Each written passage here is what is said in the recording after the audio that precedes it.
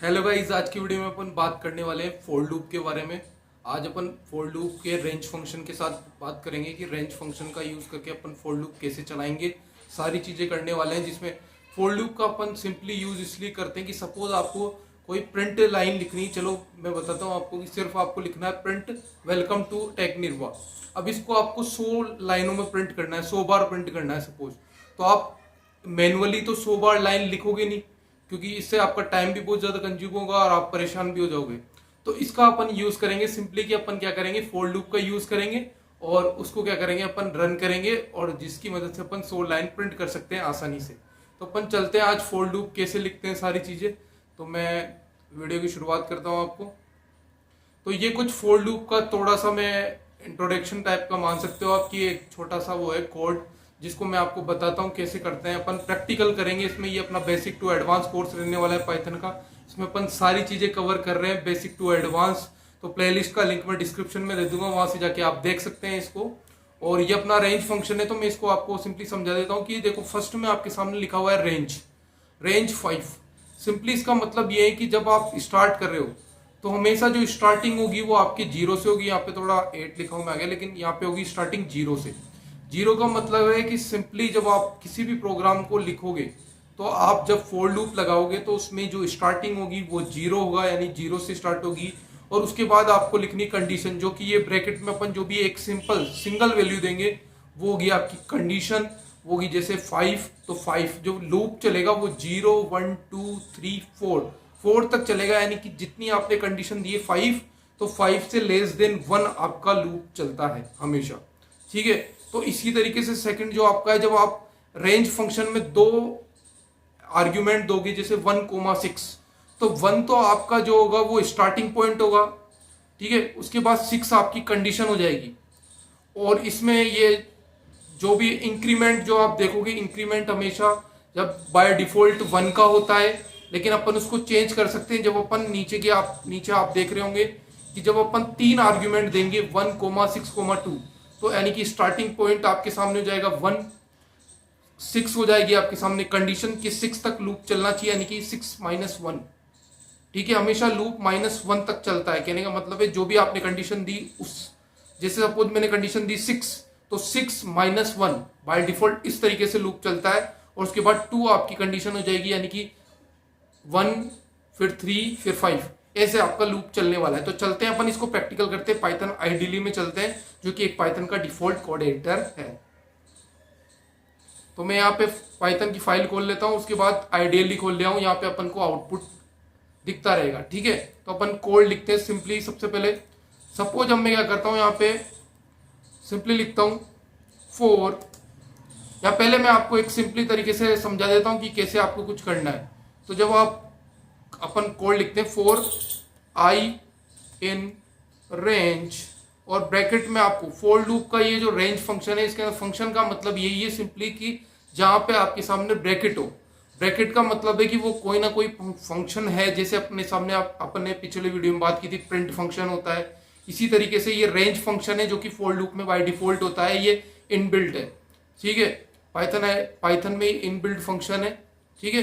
तो अपन ये रेंज, और यहाँ पे अपन दे देते हैं सपोज 5, और यहाँ पे ब्रैकेट बंद करना है। अब इसमें पाइथन में क्या है कि आप किसी भी लूप को स्टार्ट करते हैं तो आपको वहां पे कोलन का यूज करना पड़ता है स्टार्टिंग पॉइंट रिप्रेजेंट करने के लिए। तो मैं यहाँ पे कोलन यूज कर लेता हूँ, और जैसे आप एंटर दोगे तो नेक्स्ट लाइन में आ जाएगा ये। जबकि अपन C++, जावा और पाइथन का जब भी अपन यूज करते हैं तो अपन देखते हैं कि वहां पे क्या करते हैं, अपन कर्ली ब्रेसेस का यूज करते हैं किसी भी लूप को स्टार्ट करने के लिए। चाहे अपन इफ कंडीशन लगा रहे हैं तब भी वहां पे अपन कर्ली ब्रेसेस का यूज करते हैं स्टार्टिंग और एंड पॉइंट रिप्रेजेंट करने के लिए। जबकि पाइथन में अपन क्या करते हैं कि अपन पाइथन में कोलन से यूज करते हैं जब भी अपन कोई भी कंडीशन लगाए, चाहे लूप लगाए, इसलिए। तो चलते हैं अपन इसको अब प्रिंट करा के मैं बताता हूँ आपको कि कैसे आपके सामने आउटपुट आएगा। तो मैं यहाँ पे ब्रैकेट में प्रिंट लिखा, प्रिंट फंक्शन का यूज किया, और आपको यहाँ पे सिंपली क्या करना है कि आपको यहाँ पे आई को रिप्रेजेंट कर देना है कि आई के अंदर। अब इसको मैं आपको एक मीनिंग बता देता हूँ कि अपन ने फॉर लूप कैसे लिखा है। तो सिंपली आप यहाँ पे जैसे फॉर लूप आपको लिख देना है, उसके बाद आई एक अपन ने एक वेरिएबल दे दिया जहां पे ये जो 5 जो अपन ने दिया है, 5 का मतलब है कि यहाँ पे अपन ने एक कंडीशन दी है जिसमें लूप बाय डिफॉल्ट जब आप सिंगल आर्ग्यूमेंट देते हैं तो सिंगल आर्गुमेंट रिप्रेजेंट करता है एक कंडीशन को। वहां पे डिफॉल्ट जो वैल्यू स्टार्ट होगी लूप की वो 0 से स्टार्ट होगी, 0 1 2 3 4, यानी कि चलेगा तो लूप 5 बार ही, यानी कि स्टार्टिंग 0 से हो गई तो 4 तक लूप चल रहा है, 0 1 2 3 4, तो चलेगा तो लूप 5 बार ही। लेकिन आपके सामने आप देखोगे कि लूप 5 -1 तक चलेगा। तो मैं आपको इसको कोड को रन करके बताता हूँ कि कैसे आपके सामने आउटपुट रिप्रेजेंट होगा। तो कंट्रोल एस से फाइल को सेव कर लेते हैं और उसके बाद यहाँ पे सिंपली रन कर लेते हैं।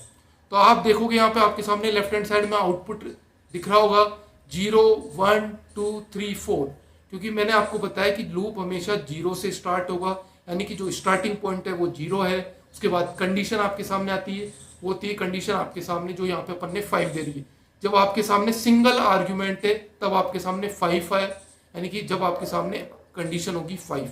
अब अपन नेक्स्ट देखते हैं कि जब आर्ग्यूमेंट क्या हो, जब आर्ग्यूमेंट हो डबल, यानी कि जैसे स्टार्टिंग पॉइंट भी हो और एंड पॉइंट भी। मैं बताता हूं आपको कैसे।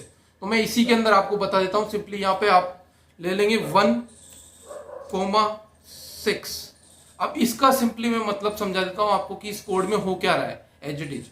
तो इसमें अपन क्या कर रहे हैं कि जब अपन फोर लूप चला रहे हैं तो इसमें क्या होगा कि जो अपन ने फर्स्ट आर्ग्यूमेंट दिया है 1, वो आपके स्टार्टिंग पॉइंट को रिप्रेजेंट करेगा, जबकि आप जब सेकंड जो आर्ग्यूमेंट देंगे वो आपके कंडीशन को रिप्रेजेंट करता है। तो इसमें आप क्या हो रहा है, सिंपली मैं इसको कोड को सेव करके और रन करके दिखाता हूं, आपके सामने आउटपुट रिप्रेजेंट करेगा कि क्या हो रहा है। तो जैसे आप ये करोगे तो उसके बाद आप देखोगे कि कोड कहां से स्टार्टिंग हो रही है, 1 से कोड स्टार्ट हो रहा है, जबकि अपन ने क्या कहा, जब अपन ने बाय डिफॉल्ट 5 दिया था तो कोड कहां से स्टार्ट हो रहा था, 0 से स्टार्ट हो रहा था। आपने ये देखा कि जब अपन कुछ भी आर्ग्यूमेंट यानी कि स्टार्टिंग पॉइंट नहीं देंगे, सिंगल आर्ग्यूमेंट देंगे जब रेंज फंक्शन में, तो आपके सामने कोड 0 से स्टार्ट होगा, यानी आउटपुट 0 से स्टार्ट होगा। तबकि जब अपन इसमें जब डबल आर्ग्यूमेंट देंगे तो फर्स्ट आर्ग्यूमेंट स्टार्ट को रिप्रेजेंट करेगा और सेकंड आर्ग्यूमेंट आपकी कंडीशन को रिप्रेजेंट करेगा। ठीक है। अब इसमें आप देख रहे होंगे कि कोड एक सीक्वेंस में चल रहा है 1 2 3 4 5। ठीक है। अब अपन को चेंज करना है कि कोड 1 3 5 ऐसे कुछ चले, तो मैं उसके लिए अपन को क्या करना पड़ेगा, इसी रेंज फंक्शन में अपन 6 के बाद यहाँ पे सॉरी और यहाँ पे कोमा देके अपन 2 देंगे, जैसे 2 का मतलब है यहाँ पे। अब इस कोड में क्या हो रहा है कि मैं आपको सिंपली इसमें समझा देता हूं कि ये रेंज फंक्शन में क्या होगा कि फर्स्ट मैंने आपको सिंपली बताया था कि स्टार्टिंग होता है 6, आपका जो अपन ने दिया सेकंड आर्ग्यूमेंट जो भी है, ये यहाँ पे 6 सेकंड आर्ग्यूमेंट है। 6 सेकंड आर्ग्यूमेंट क्या कर रहा है, कंडीशन को डिफाइन कर रहा है, रिप्रेजेंट कर रहा है। उसके बाद जो अपन ने लास्ट में लिखा 2 एक इंक्रीमेंट और डिक्रीमेंट को रिप्रेजेंट कर रहा है, यानी कि 2 का इंक्रीमेंट हो। कहने का मतलब है कि मैं जब इस कोड को रन करके बताऊंगा तो आपको सिंपली मतलब समझ में आ जाएगा कि हो क्या रहा है एक्चुअली। तो मैं सिंपली सेव कर देता हूं और सिंपली यहां से इस कोड को रन कर देता हूं। अब आप यहां पे आउटपुट देखोगे नीचे लेफ्ट हैंड साइड में कि 1 3 5। तो इस कोड में एज इट इज हुआ क्या वो मैं आपको समझा देता हूं। इस कोड में ये हो रहा है कि जब अपन आर्ग्यूमेंट यानी कि स्टार्टिंग हुई 1 से, उसके बाद आपने क्या कहा कि 6 तक जाना चाहिए। तो 6 का मतलब क्या होता है, मैंने बताया आपको कि कभी भी आप कंडीशन दोगे तो वो -1 तक चलेगी, यानी 6 -1 जो भी आपने कंडीशन दी -1 यानी 6 -1 तक चली, यानी 5 तक चली। उसके बाद आपने 2 दिया, 2 का मतलब है कि यहाँ पे आपने क्या दी, कंडीशन दी, इंक्रीमेंट दिया, सॉरी इंक्रीमेंट दिया। इंक्रीमेंट का मतलब है कि 2 लूप यानी कि 2 को ऐड होते जाए, यानी 1 फिर 2 का गैप यानी कि सेकंड, फिर डायरेक्ट थर्ड पे आया, फिर 4 का गैप और फिर 5 पे, यानी कि अपन ने 2 का इंक्रीमेंट कर दिया। ठीक है। ये कुछ फोर लूप था इस तरीके से। अब इसमें अपन को सपोज आपको एक टेबल प्रिंट करानी है, सपोज आपको 5 की टेबल प्रिंट करानी है, तो उसके लिए आप सिंपली क्या करेंगे वो मैं आपको थोड़ा क्लियर कर देता हूं इसमें। ठीक है। तो मैं कोड को यहां से हटा लेता हूं इसको, या इसी में अपन चेंज करके मैं आपको बता देता हूं कि कैसे क्या कुछ चीज होने वाली है। तो सिंपली मैं यहाँ पे आ जाता हूं और आपको सिंपली क्या कर लेना है इसमें कि आपको यहाँ पे सिंपली कोल्ड 4 आई ये एज इट इज रहने देना है। और यहाँ पे सिंपली अपन क्या करेंगे कि जब अपन टेबल बना रहे हैं तो मैं यहाँ पे 11 दे दूंगा, यानी कि स्टार्ट हो 1 2 3 4 5 6 7 8 9 10। टेबल 10 तक होती है, 1 से लेकर 10 तक चलता है हमेशा। 2 1 जा 2 या फिर 5 1 जा 5 5 2 जा 10। ठीक है। इसी तरीके से अब अपन को क्या करना है, इसको सिंपली प्रिंट कराने के लिए अपन को किस तरीके से अपन प्रिंट कराएंगे, तो सिंपली अपन क्या करेंगे कि जो अपनी आई आ रहा है उसको अपन क्या कर लेंगे, सिंपली 5 से मल्टीप्लाई कर लेंगे, 5 स्टार, और ये हो जाएगा आपके सामने आई, यानी कि आई में जो भी वैल्यू स्टोर होगी 1 से लेके, तो 5 1 जा 5, ठीक है, 5 2 जा 10, तो 2 आया जैसे ही। अब मैं इसको कोड को रन करके बताता हूं कि एज इट इज हो क्या रहा है। तो सेव करेंगे अपन कंट्रोल एस से और सिंपली यहां से फाइल को रन कर लेंगे। तो आप यहां पे देखोगे कि इस साइड, ठीक है, इस साइड आपके सामने आ रही है, टेबल बन के आ गई है, 5 1 जा 5, 5 2 जा 10, 5 3 जा 15, ठीक है। इस तरीके से आपकी 5 की टेबल यहाँ पे बन गई है। तो ये आपका फोर लूप था रेंज फंक्शन के थ्रू। अब अपन नेक्स्ट वीडियो में अपन बात करेंगे वाइल लूप के बारे में, और वाइल लूप कैसे क्या होता है उसके बारे में सारी चीजें अपन डिस्कस करेंगे। तो इस वीडियो में इतना ही। Thank you guys.